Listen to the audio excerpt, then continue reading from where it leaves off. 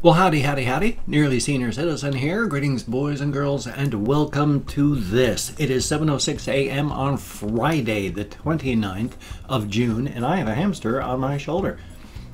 Try to quickly move it so her feet are on my hand. It's scary for these little guys when their feet just dangle, because they're ground creatures, they're burrowers, so when their feet dangle, they don't know what the heck is going on. Where's the ground? And so I try to make it so their feet are always touching, and if they can't, do it as fast as possible. But here's little Booga Boogle. She is a sweetie, just an absolute cutie. Now I've got hamster stories to tell about all my hamsters, because not pretty much hamsters, more status updates. But here's little Booga Boogle.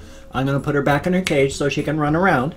Well, I sneaked her out of her house. I made little noises and went, "Hey, little Booga Boogle," and she came sneaking out. She's a puddle. She's a puddle with feet. There we go, little one. You're such a sweetheart. Thank you so much. But I call them like furry potatoes with feet now, because they look like little furry potatoes with feet, and they've got heads and ears. And it's really awesome. Okay, hamster stories. Well, like I said, not hamster stories so much as hamster updates. Like little Charvy.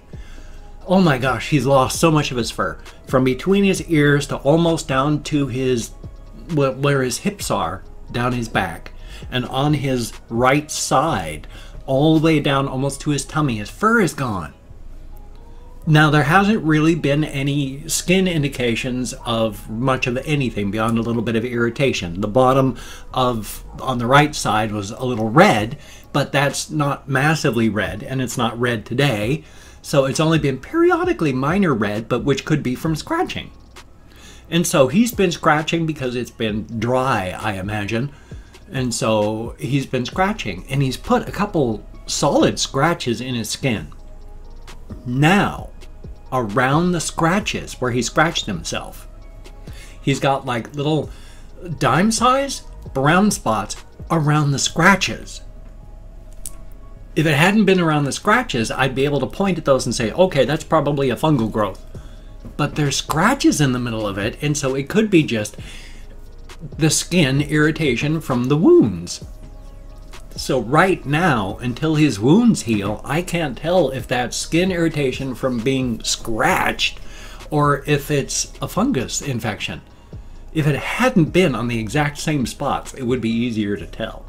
At the same time though, because he's apparently dry, and it's dry, so I've been taking every single night, every single morning, a little blob of lotion, and I rub it onto his skin. And it seems to work. I don't see him scratching a whole lot with that, so I'm hoping it's really, really helping. That's a good thing. I don't know what it is, nor do I know even how you treat, if it is a fungal infection, let's say it is ringworm. How the heck do you treat that in hamsters? Excuse me. I drank a carbonated beverage to wash down my methadone tablet, half a methadone tablet this morning, and so carbonated beverages going, bruh. But I don't know what to do or how to treat it, nor do I know if it is, so I'm just keeping him not hydrated, but moisturized there so that he scratches less so that it can heal, so I can figure out whether or not it's a fungal infection or if it's just age-related or stress-related or what. So for right now, I don't know and I can't tell, but I'm lotioning him up so that he stays nice and moisturized. And so that's good, because normally they use skin oils and fur oils and all that to keep their skin nice and, you know, supple and moisturized. But with the fur gone from there, there's not a real way to get the skin oils onto the skin and distributed, because when you move, your fur moves and that squidges skin oils around, and so you're good. Now, for Mama Squeak, oh, I got to clean up my room a bit here. It's gotten sloppy again, really, really sloppy. And especially this morning, oh my, I'm moving the hamster bins around. Now, normally what I do is I take one of the bins and I put it up on the chair. And you got to be careful, because if you don't do it right, it can fall. I've never had a problem with that so far. So I put Mama Squeak's cage up here. And then I turn around to grab Charlie, that's his name, his cage, and move him so I could get Boogle's cage out of the bottom and put it where Mama Squeak's cage was, and then do things. I set her cage up here, turn around, the next thing I hear, thump. And I'm like, oh no. Turn around, Mama Squeak's cage is on the floor, on its side, and bedding, well, about a third of it is stacked on the carpet, and she's just sitting in the middle of her ruined home going, what? What? So I quickly picked up the bundled thing, her bin cage, and then set it down, smoothed out what the bedding was in there, and then quickly picked up a whole bunch of like her cardboard tubes and all that so that she could go, oh, everything's normal. And so it was straightened out, and she was running around making sure everything was like, what happened? What happened? And then started picking up handfuls of the cleanest bedding, and then so I was left with a big pile of stuff all over the floor. But Mama Squeak's cage all fixed up. Her home is all nice and tidy again. She's got her food back. She's got clean bedding in there. It's a good thing. She's back on the bottom over there, especially after that. She doesn't need any irritation or stress for quite some time, I would say. But then I've got all this bedding all over the floor. What am I going to do? I'm not going to vacuum at 6:30 in the morning. My housemates have only gone to bed around 2 or 3. They ain't going to be happy if I've got that super, super, super loud, because it's a really super good vacuum, a super loud vacuum cleaner in here. That'll wake them up, and that would not be good. Luckily, I've got one of those push, excuse me, push cleaning things where you push it and the feet, as they roll, there's these rollers that one goes whoop, whoop, whoop for the front, so it grabs stuff and spits it up with the brushes, and then the stuff falls down into the pan, and the other one spins the other direction, so it goes spitting stuff up inside of there. It's not great, because it's carpeting especially, and the type of carpeting it is, because it takes a loop, and it puts the loop up, and then it goes back into the carpet bedding, so it's a whole bunch of loops. We have loops that go up out of the floor, and that's like a Velcro, half of a Velcro pad. Anything that's even slightly sticky catches the loops. So I've got the thing with the rollers, and after I pick up the bedding, I go, juva, juva, juva, juva, juva. Do they work well? No. Do they work? They work. What would take 10 seconds and 2 swipes with a vacuum cleaner, yeah, it took about a minute and a half of going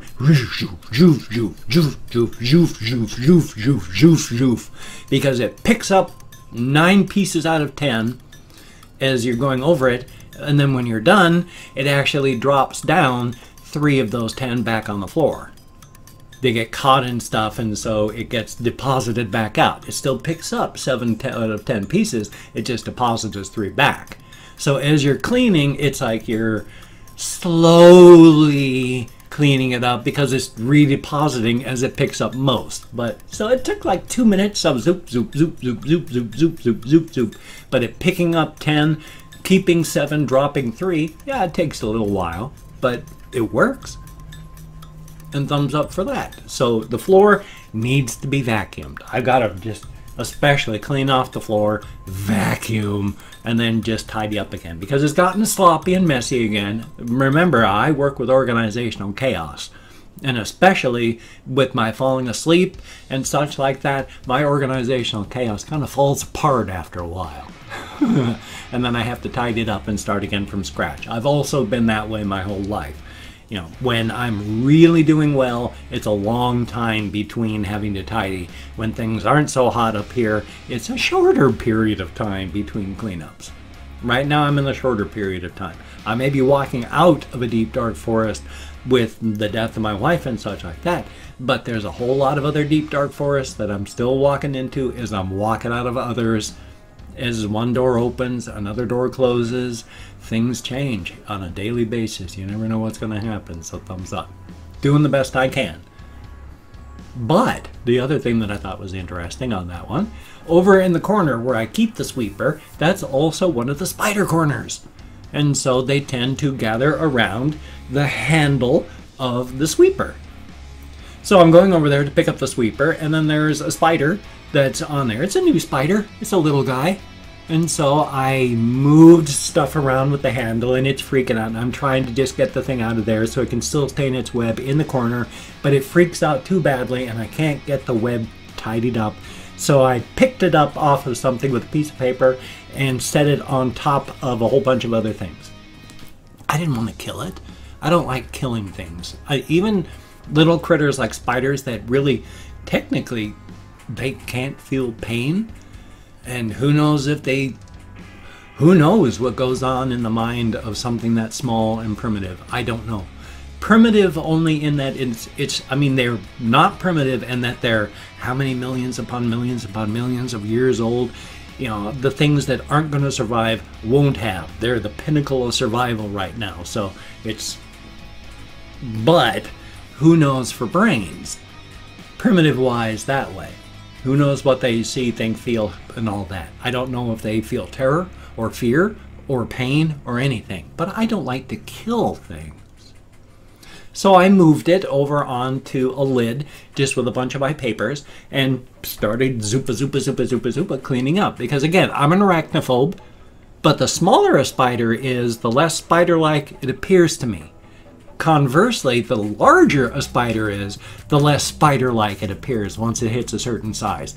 Once it hits tarantula size, it doesn't click in my head as a spider anymore. Wolf spiders, oh my god, I can't even get within like 3 feet of a wolf spider with a leg span like that. I can't do that. But a tarantula, I'd almost want one as a pet. They don't click in my head as spiders. But after cleaning up, I went back over to put the thing in the corner, and the spider was crawling around again still. And so I went, okay. I don't just want to keep you there, and I don't want to just murder you. So I got a thing, picked it up again, and he started going, oh, well, if you see a spider, it's primarily female. Male spiders are very small, very skittish, very scared. The ones you see are largely female. But so she was like going wee on a web, and I went over and I just dropped her down into Charvie's cage, and I was like, okay, hopefully you're going to survive, but if not, this is just the forces of nature. So who knows? The little spider was on a race, but might be okay. Charvie might find it needed. Charvie might find it and not care. It might crawl out of the cage. It's hard to say. But again, I don't like killing anything. And with my window open, even with a fan, a box fan stuck in it and stuff wedged around it to try and keep negative pressure when it's on, there's no way they can come right through the box fan.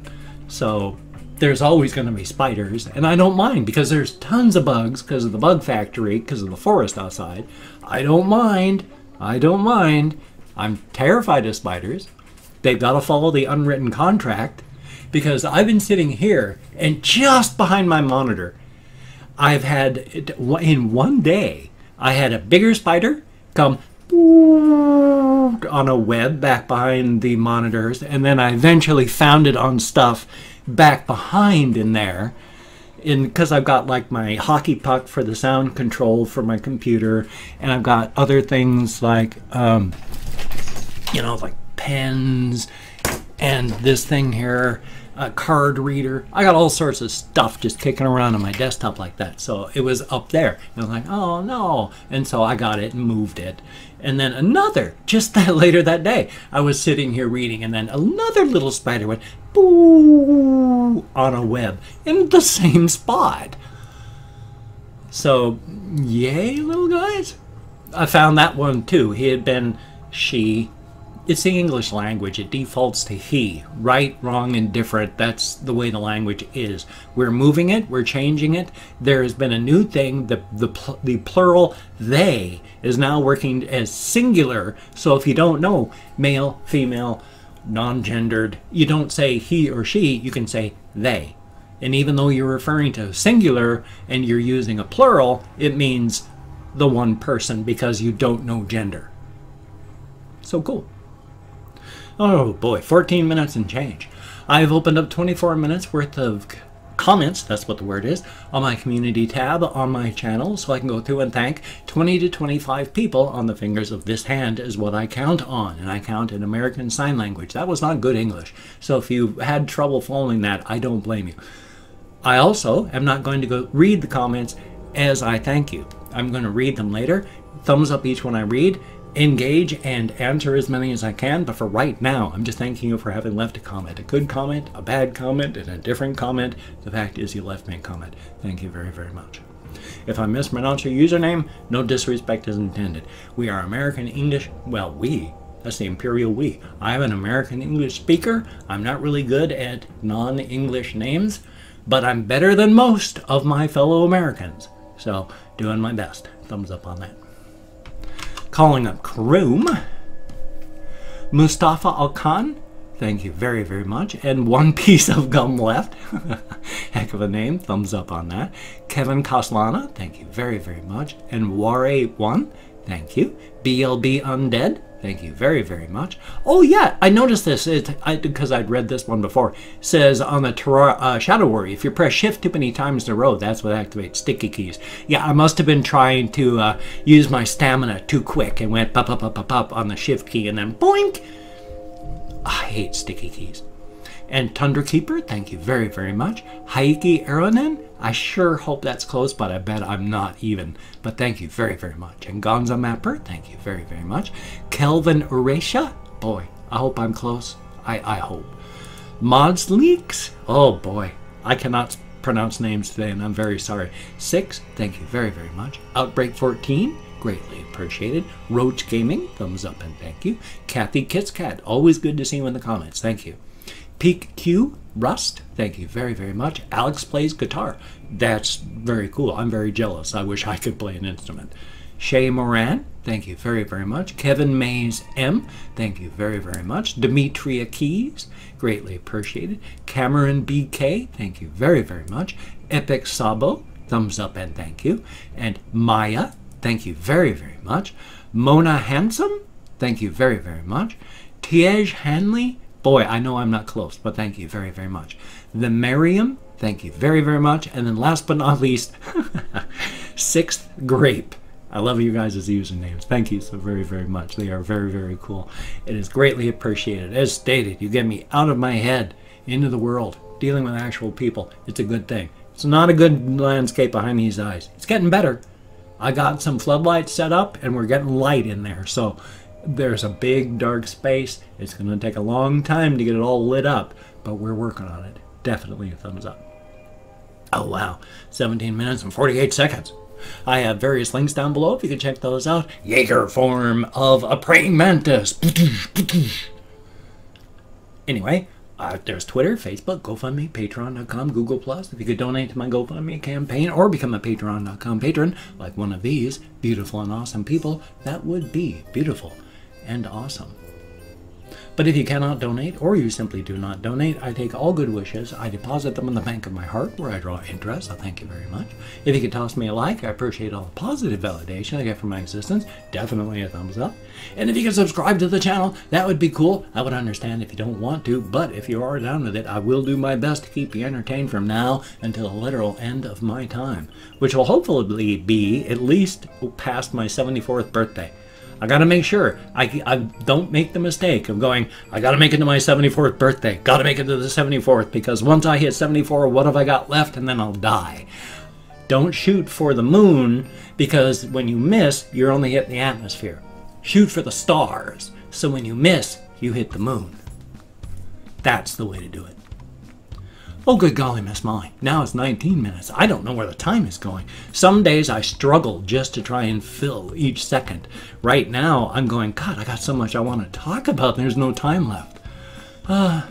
Hopefully, I've got a reaction video today. Hopefully, I've got a game video for this channel. Hopefully, a game video for my game channel. If you could help me monetize that, that would be good. I'm dying from lack of cash. I still have to go. My check for my storage unit bounced. I got to go talk to the storage unit people. I can't pay for it anymore. I can't pay for this month now, where they're keeping my stuff right now. So I don't know what I'm going to do for next month, aside from the fact that I got to go talk to them and tell them, hey, just let me take some of my stuff out, keep the rest, and just salvage. So you take care. Have a great day today. I will see you on the flip side, and that, my friend, is a very good thing. It's not a bad day today. I'm feeling pretty good, and hopefully you are having a good day today too.